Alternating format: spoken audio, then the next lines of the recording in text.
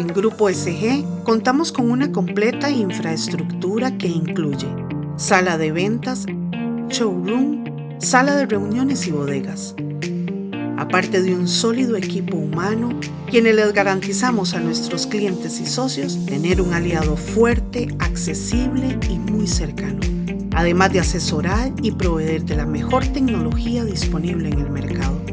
El equipo humano de Grupo SG forma una sólida familia de profesionales enfocados en el desarrollo de nuevas tecnologías de impresión. En el área de flujo digital dental, en Grupo SG contamos con escáneres intraorales, software de diseño e impresoras 3D de 4Labs, transformando procesos análogos hacia digitales, dándole a nuestros doctores y técnicos soluciones que disminuyen costos, aumentan sus ingresos, mejoran la calidad de sus trabajos y reducen los tiempos de entrega. Grupo SG, transformamos la realidad. Para mí es un honor, sobre todo compartir vitrina con conferencistas como los que hemos visto el día de hoy, con casos tan bonitos y gente tan enamorada de lo que hace como Juancito Quesada, Esteban, Eric y todos los que han estado antes. Bueno, el día de hoy me tocó hablar un poquito de lo que la Formlabs, o en la impresora 3D, ha significado dentro de mi práctica.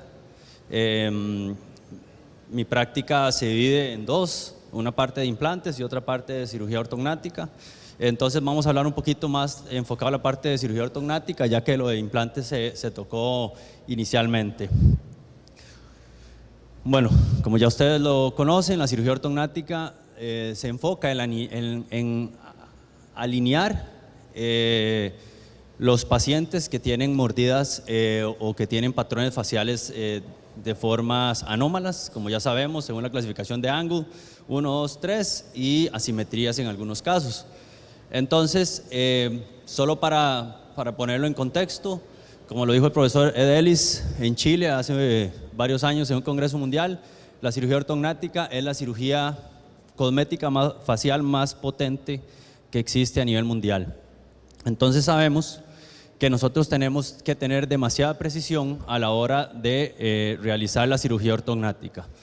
Lo que quiere decir que nosotros en la práctica hemos pasado por un recorrido, se puede decir, desde el 2D hasta lo que tenemos ahora, y hemos aprendido muchísimo. Como un gesto, esto se lo dedico al gran Eric Vargas, que fue quien me impulsó a ser cirujano. Ya no está con nosotros, pero él, su pasión y demás hizo que yo estuviera aquí ahorita haciendo esto. Entonces, empezamos con el protocolo 2D. Esto era lo que hacíamos antes. Tomábamos registros básicos que, bueno, eran muy complejos en ese tiempo. Eran registros clínicos, registros fotográficos que no teníamos estandarizados en ese tiempo. Y de ahí en adelante nos íbamos al papel a planear. Y de ahí nos íbamos a ejecutar. Entonces, ¿qué es lo que hacíamos? Fotografías de pacientes, ¿verdad? Como les digo, no estaban tan estandarizadas como lo tenemos ahora, no eran tan importantes porque casi que la cirugía ortognática era basada en la clínica y en el arte o lo que el cirujano sintiera en su momento. Entonces aquí empezaban los errores. Al paciente lo montábamos en un arco facial basado en un plano que se llamaba el plano de Frankfurt, que era un plano muy subjetivo, con algo de evidencia científica, pero realmente no tenía una evidencia clínica tan importante. Entonces ahí empezábamos con los errores, repito. Después montábamos en un articulador. Entonces aquí es la primera variable que puede producir sesgo desde el paciente a la cirugía. En el articulador, si las cosas salían bien, el montaje o los modelos iban a quedar en una posición bastante cercana a la del paciente.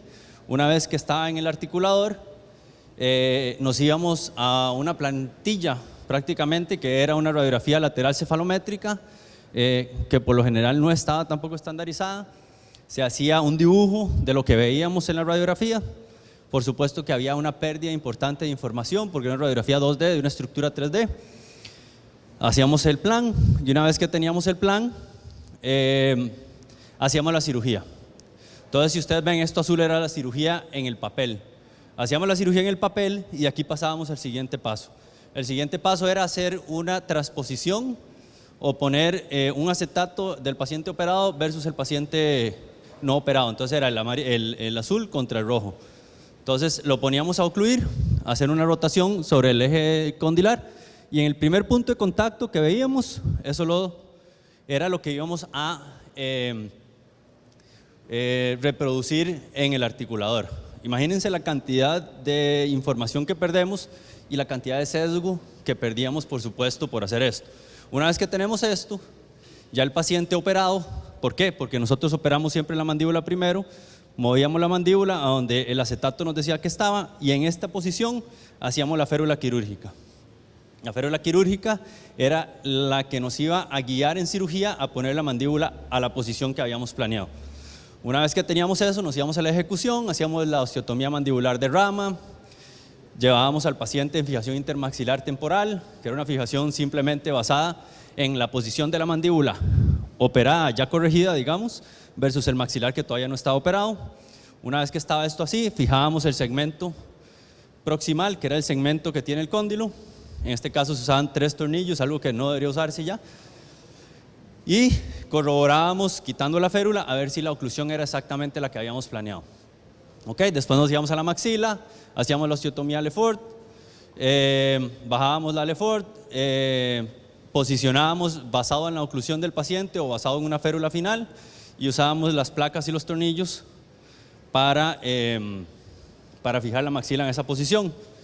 Bueno, ahí hacíamos otras cosas en pacientes que habían que hacer la nariz más delgada, etcétera, etcétera, y ya pasábamos a la cirugía, o sea, ya llevamos los resultados. Este es el primer caso, es un paciente bastante viejo, como les digo, este caso puede tener tal vez 15 años, no sé cómo se operó conmigo, tenía como 6 meses de haber llegado al país, pero me escogió. Entonces, fue uno de mis primeros casos, ya me acuerdo, es una prima mía, esa era la razón. Entonces, en uno de los primeros casos, la paciente se preparó con ortodoncia. Era una paciente que tenía una hipoplasia maxilar, tenía un exceso mandibular, tenía una leve desviación mandibular. Esta era la paciente, el video funcional que tomamos en ese tiempo y decidimos operar. Entonces hicimos un avance de la maxila, un retroceso de la mandíbula, una liposucción de la papada y una bichectomía. Ese es el posoperatorio y el resultado está bastante bien. Por supuesto, esta es una paciente que no tenía problemas transversales. Entonces, en la tercera dimensión en ella todavía no era un problema. Bueno, este es el resultado posoperatorio, está bastante aceptable. El segundo caso es una paciente igual, con una clase 3, con una hipoplasia maxilar, con un exceso mandibular, con un surco mentolabial muy plano y igual, no tenía problemas transversales y simplemente lo que hicimos fue posicionar los huesos en la posición, repito, ideal, basado en lo que veíamos en el 2D. Ahí no había tanto problema. Repito, porque es una paciente que no tiene problemas transversales, eran solo problemas de perfil, por decirlo así. Este otro paciente tenía un exceso vertical, una desviación de la mandíbula. Él llegó con una foto, no me acuerdo si era Tom Cruise o Brad Pitt, porque él quería ángulos y no sé qué, y obviamente le dijimos que no se podía llegar a tanto. Esto era el 2D, repito, hicimos un análisis lateral, que es lo que hacíamos antes, hicimos el diagnóstico basado en imágenes bastante regulares, porque era lo que teníamos en ese momento, y decidimos hacer una impacción maxilar, una impacción del mentón, etcétera. Pero aquí empezamos a ver problemas. ¿Qué vimos? En este caso vimos que el paciente empezó, que no le controlamos su asimetría, vimos un exceso de un lado. Y entonces empezamos a pensar cuando empezamos a leer y empezamos a ver que en algunos países, específicamente Alemania, Estados Unidos, en algunos centros estaban usando la tecnología 3D, dijimos, bueno, tal vez puede ser que por ahí tenemos que entrar para evitar estas complicaciones o para ser más predecibles. Entonces, vamos a pasar. Como les digo, estos son casos muy viejos, que en su momento para mí eran un éxito, ahorita los veo y para mí no son un éxito. Este es otro paciente con un exceso vertical, una hipoplasia maxilar, un exceso mandibular, una asimetría. Al paciente lo mismo, lo operamos a ciegas, como digo yo ahorita, que era basado en una radiografía 2D. Al paciente lo planeamos y planeamos hacer un avance maxila, un retroceso mandibular, una impacción del mentón. Este era el plan, esto era nuestro plan de trabajo. O sea, nosotros basábamos la cara de nuestro paciente en esto. Ahí está operado, recién operado. Ahí está el paciente a los 7 años, si no me equivoco, con un resultado bastante aceptable. Sin embargo, cuando lo vemos de frente, vemos que todavía el paciente tiene una asimetría, ¿verdad? Obviamente, a mí me lo dijo una vez un profesor, nosotros no operamos un paciente para que quede mejor, sino para que quede bien. Esto a mí no me dejaba dormir, el paciente ni cuenta se había dado, por supuesto, pero yo decía, hay algo que tenemos que mejorar. Entonces entramos, ahora sí, y nunca se me olvida, ir a un congreso que ya se estaba hablando de alineadores en Houston, eso estamos hablando hace como 10 años, donde los grandes de la cirugía empezaron a presentar el 3D, y entonces hablaban de usar un giroscopio para posicionar al paciente de avión, digamos, usaban unos aparatos rarísimos, pero empezaron a hacer como los primeros esbozos. El doctor Jaime Gateno, panameño, que está en Houston, empezó a desarrollar con Eric Sia, un matemático, toda la parte, digamos, lógica de esto del 3D, y empezaron a transferir la posición del paciente al ámbito virtual. Y entonces empezó a hablar de los 3 conceptos: el pitch, que es este movimiento; el roll, que es este movimiento; y el yaw, que es el movimiento más complejo en el 3D, que es el movimiento transversal, ¿ok? Que todavía es complejo, todavía es difícil de transferir. Entonces empezamos a estudiar que existía una posibilidad para evitar todos estos pasos, y empezamos a analizar la tercera dimensión. Creo que Juancito estaba ya con nosotros, ¿verdad? Compramos el software Materialize y empezamos a operar casos, más que operar, a planearlos en 3D. Entonces, un resumen, yo creo que ya ustedes han oído todo esto en las conferencias anteriores. Simplemente el software a lo que llegamos, que vamos a ver que es la guía quirúrgica, depende de diferentes files digitales. Entonces, la imagen DICOM o el archivo DICOM, que es el archivo de tomografía. Después el STL, que me lo da el escáner, y el software, que lo que hace es generarme un STL para poder imprimir una guía para poder llegar a la cirugía.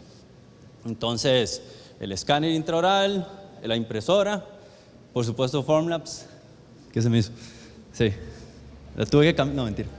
Ok, entonces este caso fue el primer caso que empezamos a trabajar con 3D y 2D a la vez. ¿Por qué? Porque todavía no teníamos la tecnología para poder hacerlo full en 3D. ¿Por qué? Porque estos softwares, desafortunadamente, en ese tiempo eran bloqueados, o sea, estaban encriptados, y por más que Juan es un genio, no hubo forma de desencriptarlo. Entonces teníamos que mandar a Bélgica a imprimir guías y todo eso era carísimo y un atraso. Bueno, este paciente me llegó por tener, vamos a adelantarlo un toquecito.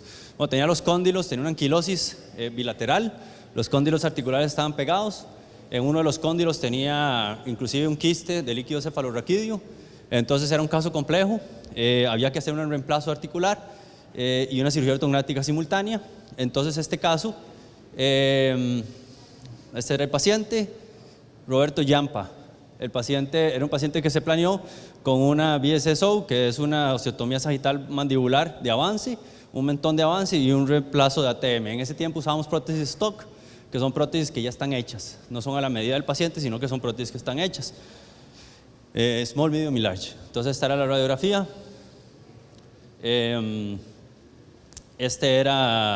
Aquí empezamos con Medical Modeling, que era una empresa, no sé si todavía existe, de Andrew Christensen en Estados Unidos.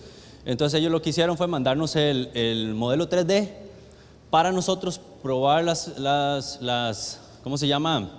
Las prótesis o los dummies, que son unas prótesis de mentiras, dentro del modelo, saber cómo cortar, cuándo cortar, cómo posicionar y cómo planear el caso. Entonces, repito, fue una técnica mixta en donde teníamos la impresión 3D, ¿ok? Analizamos, por ejemplo, aquí, si ustedes ven, aquí hay unas rayas. Esto quiere decir que esto era lo que teníamos que quitar en cirugía para asentar las prótesis. Después también utilizamos la técnica tradicional, como les digo, fue una mezcla. Entonces hicimos la técnica tradicional para posicionar la mandíbula donde queríamos y nos fuimos a cirugía. Perdón las fotos. Estas las tomó Juan, no mentira. Primero nos vamos a extraoral, hacemos el intraoral, perdón, el mentón, cerramos y sellamos boca para no tocar más dentro de boca y no contaminar las prótesis. Aquí hacemos el diseño de la incisión de la articulación. Aquí levantamos todo el colgajo. Ahí estamos eliminando la anquilosis de cóndilo. Estamos eliminando todo el tejido. Esto es como una raspa, como una lija para aplanar la cavidad glenoidea. Ahí teníamos un problema, repito. Ahí teníamos el líquido cefalorraquídeo, había un quiste de líquido cefalorraquídeo, entonces obviamente hay que entrar con neurocirugía. Pero bueno, colocamos ya el elemento condilar, que es un elemento de un polímero de ultra alto peso molecular para que no haya desgaste. Después fijamos el elemento condilar, que eso es lo que va fijado a la mandíbula. Y este es el resultado postoperatorio a los 6 meses. Ahí están las 2 prótesis. Entonces este fue un caso, como les digo, inicial, en donde el paciente volvió a funcionar. Este es a los 6 meses, si no me equivoco, después de la cirugía. Como les digo, este fue una mezcla. En él la parte cosmética no era algo tan importante, pero fue, digamos que un primer esbozo del uso del 3D para este tipo de cirugías. Ahora sí, entramos en lo que sí aprendimos y nos costó muchísimo tiempo. Nunca se me olvida, con Juan nos sentábamos a ver qué hacíamos, cómo se estandarizaba, cómo se hacían las impresiones, que si esto, en ese tiempo no había escáneres, etc.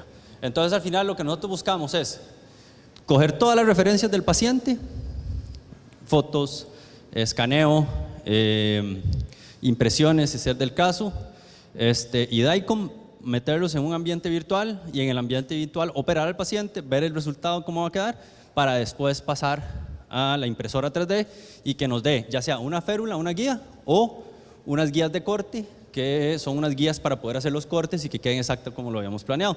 Entonces, al final lo que buscamos es imprimir esto. ¿Okay? Este es un ejemplo de una mandíbula posicionada. Si ustedes ven, hay una asimetría, la férula está asimétrica porque era una mandíbula muy desviada que nosotros posicionamos como debía ser contra un maxilar que está todavía sin operar.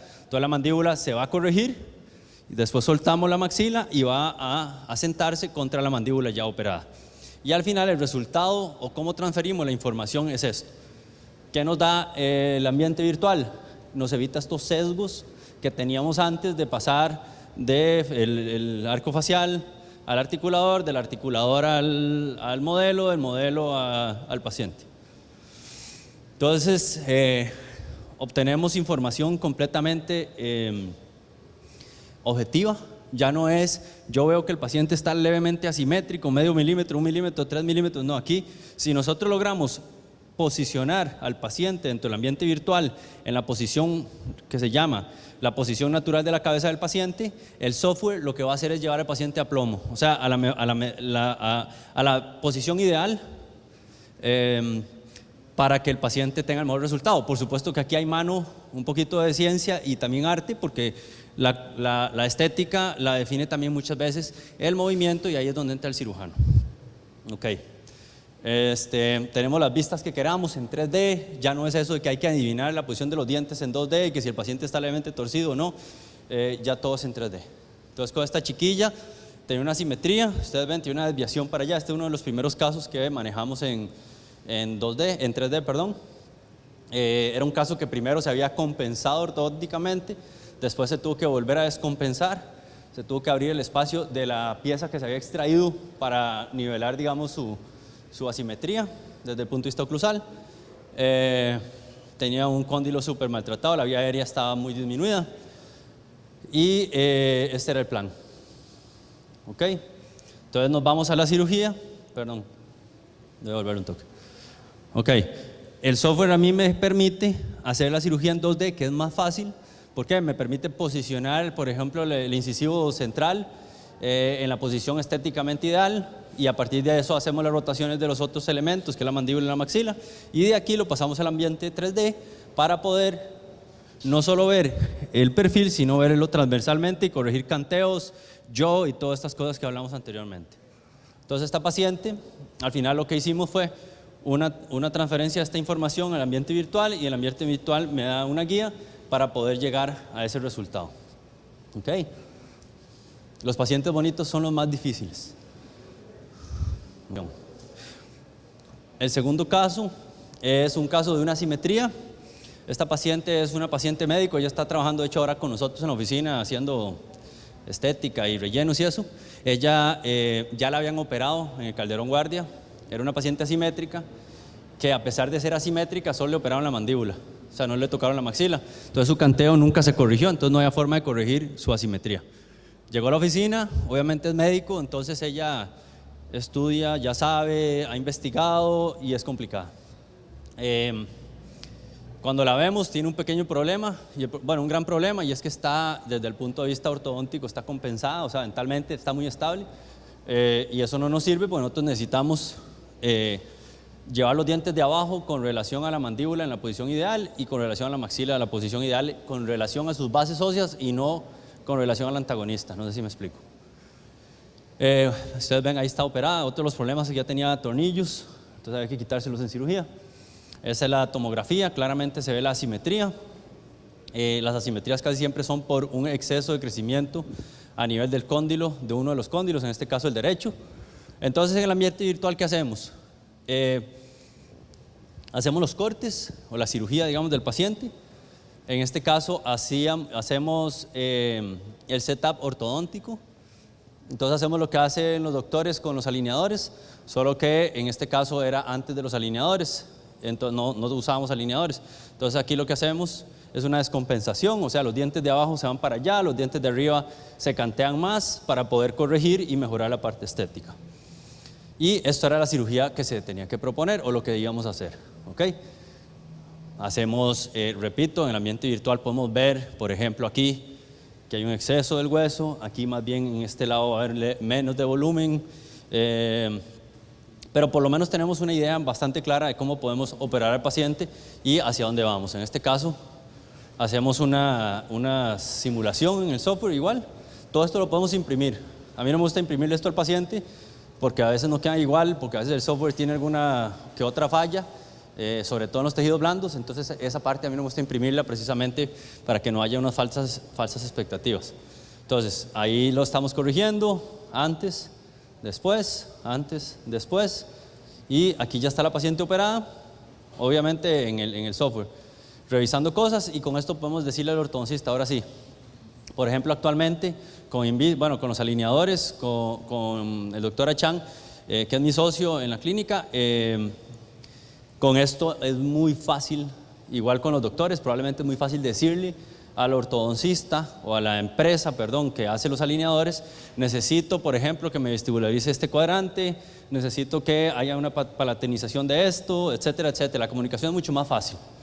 Entonces, una vez que tenemos esto, ya tenemos todo el plan. Por ejemplo, con ella nos dimos cuenta que surgery first no era una opción, o sea, hay una opción que es operar al paciente antes y después hacer la ortodoncia. Con ella no era la opción, ¿por qué? Porque era muy asimétrica, los dientes no estaban preparados, entonces le damos la información al ortodoncista, el ortodoncista la prepara y ese es el resultado final a los 2 años. Ustedes ven, todavía hay una pequeña asimetría, pero eso es de tejido blando y eso es una cuestión de acomodo que dura hasta 5 años. Okay. Esta es otra paciente, se lo voy a pasar rápido, no es un casazo, pero es un caso muy complejo. Este lo manejamos, si no me equivoco, con Juan. Es una paciente de la doctora Eliana Porras con Max Arias, que se llama, creo. Con Max se lo mandó a Liliana, yo lo vi. La paciente, esta fue la tomografía después, perdimos un poco de información, pero la paciente tenía con reabsorciones de todos los inferiores, o sea, movilidad clase 3 en todas las piezas, una paciente de menos de 25 años. Obviamente tuvimos que manejar la parte psicológica y decirle, los dientes hay que sacarlos y hay que hacer una ortognática. ¿Qué pasó? A ella se trató de compensar como 3 veces con ortodoncia tradicional y en esos movimientos al final reabsorbieron todas las raíces. Entonces la primera fase se basaba en eliminar los dientes de abajo, colocar unos implantes y hacer un puente provisional descompensado. Entonces aquí, no sé si fue con usted, Juan, ¿no se acuerda? Bueno, que tiene tantos casos el doctor pero bueno, sí, yo creo que fue con Juancito. Se hizo una descompensación, se sacaron los dientes, se hizo impresión, se descompensó, se hizo un puente descompensado para poder operar la ortognática. Entonces pedimos que hubiera un overjet de tanto, un overbite de tanto, y una vez que teníamos esto, ya la paciente estaba antes de operarse, o sea, la volvimos clase 3 para poder operarle los maxilares. Ahí está el puente en posición temporal, descompensado. Perdimos uno de los implantes, después se le colocó, pero perdimos uno de los implantes. Nos fuimos para cirugía y aquí está ya operada, esto es como a los 2 años si no me equivoco, con sus puentes inferiores, y está en un buen mantenimiento periodontal arriba, pensando que no vaya a perder esos dientes. Pero es un caso, como les digo, no es un casazo, pero es un caso complicado que requirió mucho ambiente virtual para ser manejado. Este otro paciente, eso es uno de los primeros casos de Surgery First, es un paciente con una mordida abierta anterior. Él se iba del país o algo así y nos pidió que lo operáramos en el transcurso de los próximos 3 meses o algo así. Entonces analizamos el caso, que eso no lo podíamos hacer realmente tan objetivamente con análisis 2D. Vemos la mordida abierta, vemos dientes que en su vida ha usado. Estos 8 anteriores nunca los había usado. No tenía problema de vía aérea, las articulaciones estaban bien, entonces le hicimos un plan. ¿Cómo lo hicimos? Hacemos, repito, el setup ortodóntico, que es hacer la descompensación, digamos, desde antes de iniciar. Descompensamos al paciente, le colocamos la máscara de descompensación dentro del software virtual.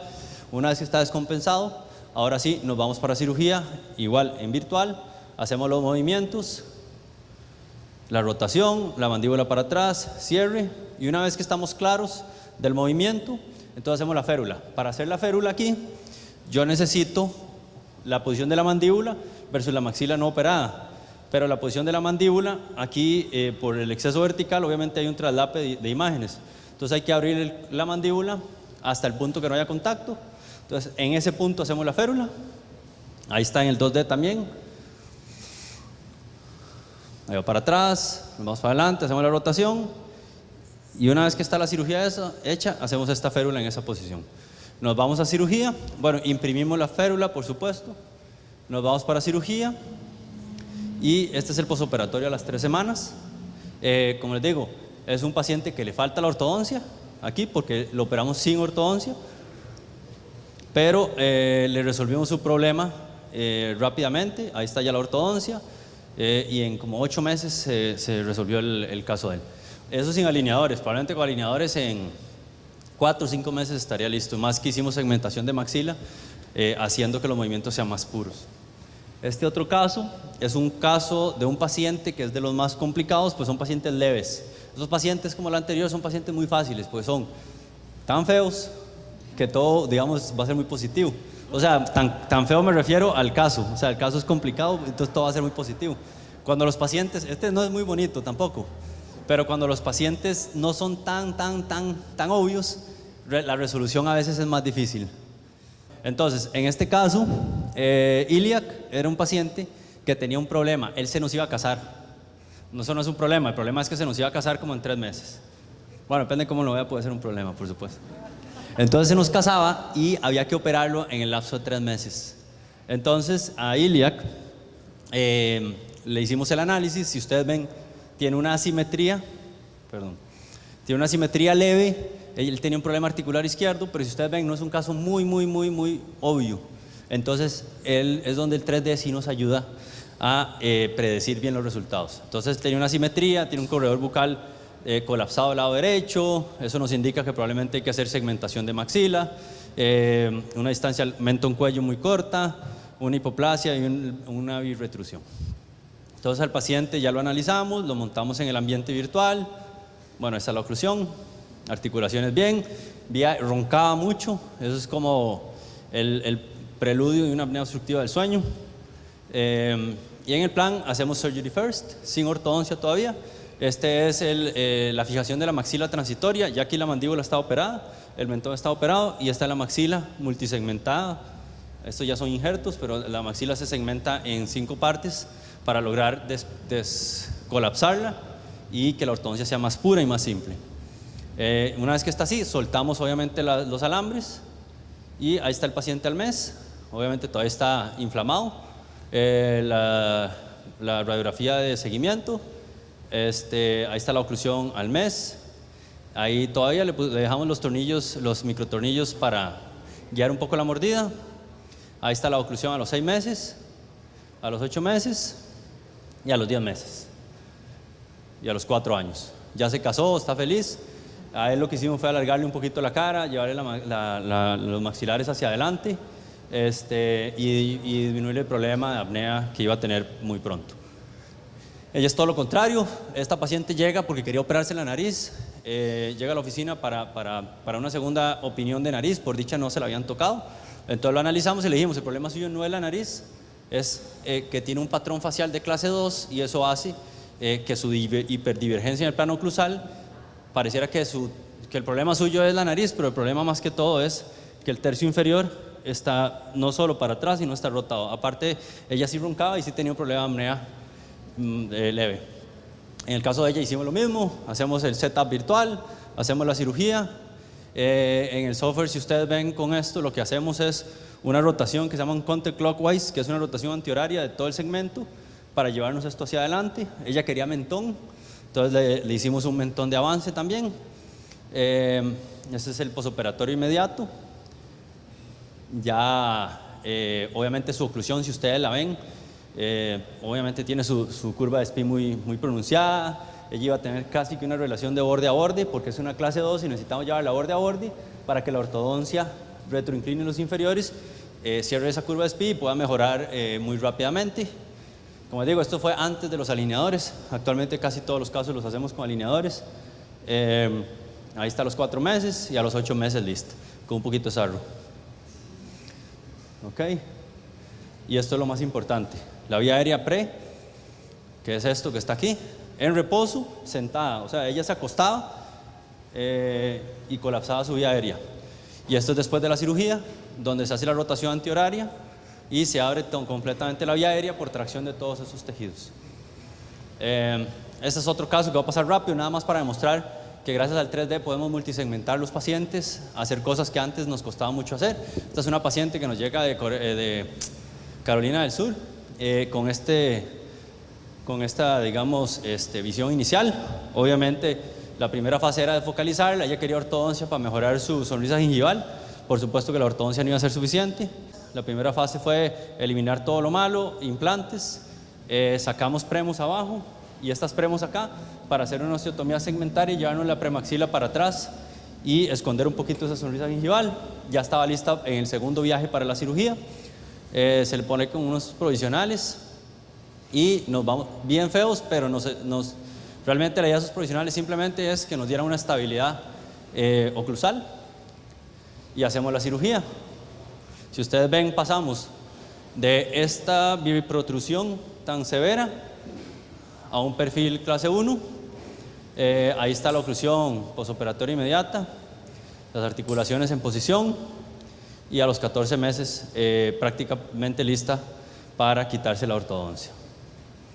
Esa me la mandó, yo a la paciente la perdí, pues a mí me pasa que el prostodoncista la agarra y ya no la vuelvo a ver, pero ella me mandó esa foto después.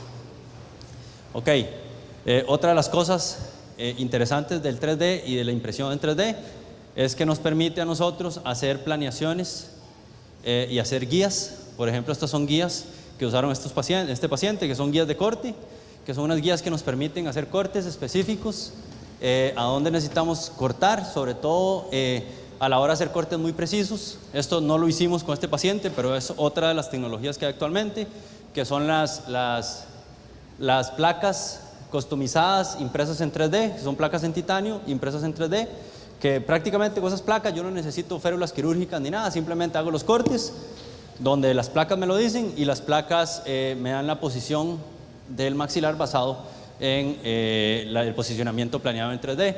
Estas son guías de posicionamiento, por ejemplo, del mentón. Entonces una guía que me da primero el corte y después hago los huecos y después quito esta guía, pongo otra y estos huecos tienen que coincidir con la guía nueva en casos como de asimetrías como este. Bueno, este caso es un caso donde individualizamos las unidades faciales. Eso quiere decir que no le queríamos poner implantes, sino que queríamos hacerle la cirugía o mejorar su estética a punta de osteotomías. Entonces a él le hicimos unas osteotomías malares para proyectar un poquito el malar. El mentón, si ustedes ven, le quitamos un bloquecito en la mitad y todo esto lo hicimos guiado. Esta es la cirugía. Si ustedes ven, todos estos cortes nos lo dan una guía. Ahí estoy quitando el bloque del mentón, que era un mentón muy grande. Entonces estoy quitando la mitad del mentón para hacerle un mentón más angosto, ¿verdad? Este es el maxilar. Estos segmentos sobraron, por decirlo así, con la mandíbula se va para atrás. En la parte más posterior uno puede quitar un poco de hueso para que no hayan contactos, o uno quita para que no hayan contactos, y estos bloques los usamos como cuñas para la osteotomía del malar. Entonces hacemos la osteotomía malar, abrimos el malar para mejorar la proyección de los pómulos, y estas cuñas las metemos en forma de cuñas estabilizadoras del malar, digamos.